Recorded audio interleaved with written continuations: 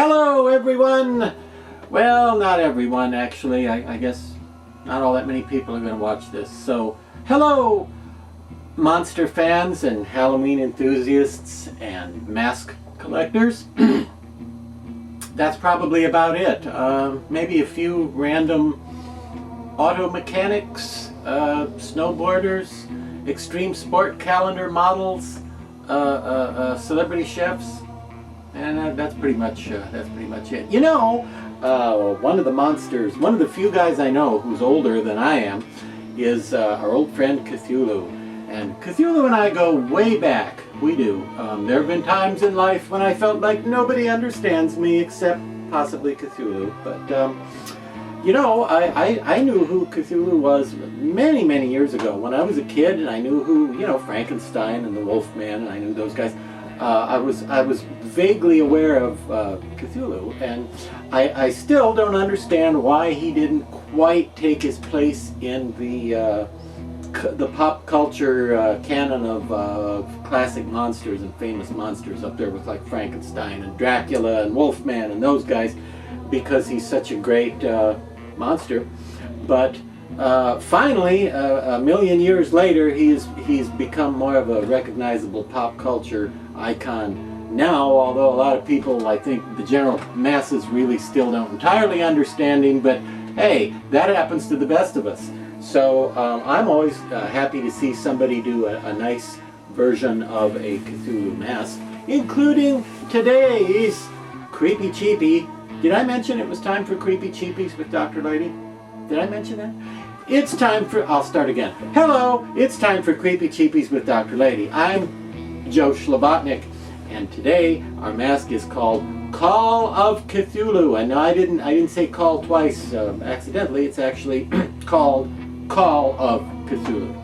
And be careful you spell Cthulhu correctly, because he's kind of picky about the spelling of his name. He says if you want to summon him for some reason, you need to talk to him, you can jolly well take the extra 30 seconds it takes to look up the spelling and spell his name correctly. Don't insult him by getting it wrong. Thank you. Anyway, this great mask, Call of Cthulhu. Is it a call or is it a mask? Okay, it's a mask.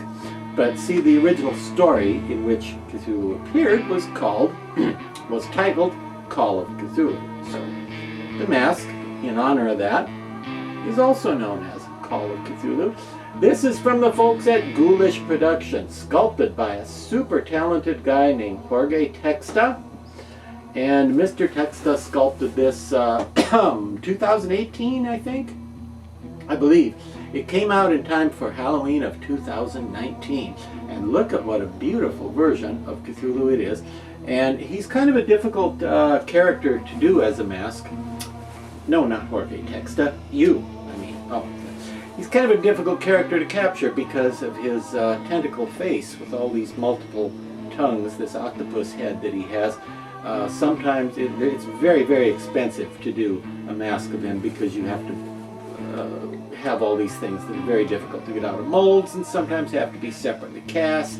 Well, on this one, the Call of Cthulhu mask, by the way, not to be confused with the prank call, robocall, nuisance call, or sales call, or house call of Cthulhu. It's just plain Call of Cthulhu.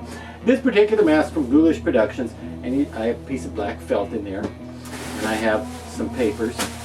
Okay, they're plastic, they're not actually paper.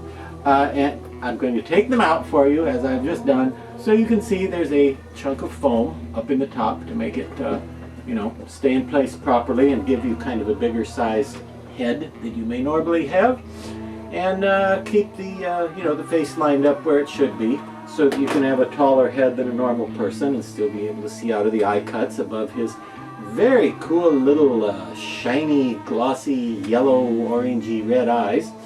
But this mask is around 40 bucks. Wow.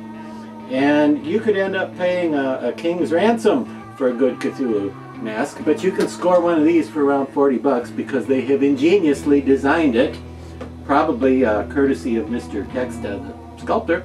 They have designed it so that they can get it out of a mold, okay, without having to make all these things separate and glue them in and jack up the price to where, the mask costs as much as a mid-sized automobile. No, you can get one of these for around 40 bucks. Goodness gracious me. For that price, how could you possibly resist? Look at the great depth and the beautiful sculpting to these ears that are kind of suggestive of fish fins, and the tentacles are designed and sculpted to look like they have some weight. They don't, because it's just hollow latex, but they look like they're adding some weight to the face, and they're drooping the flesh and dragging the flesh on his face and around his eyes down a little bit. He's got a serious look to him. He doesn't look especially ferocious, but he looks grim and determined and serious, like he's thinking about something. And well, he's pretty deep.